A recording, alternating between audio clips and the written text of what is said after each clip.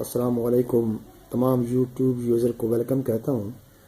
میں ایک طبیب ہونے کے ناطے آج آپ کو بواسیر کے جتنے بھی میرے پاس نسخے ہیں، خاص طور پر گھریلو نسخے جن کا استعمال آسان ہے، جن کا طریقہ کار آسان ہے، وہ یہ ہے۔ سب سے پہلے شہد لیں، وہ 30 ml ہونا چاہیے، اور تازہ گائے کا دودھ ہو، بکری کا ہو یا بھینس کا ہو، وہ 250 ml لیں۔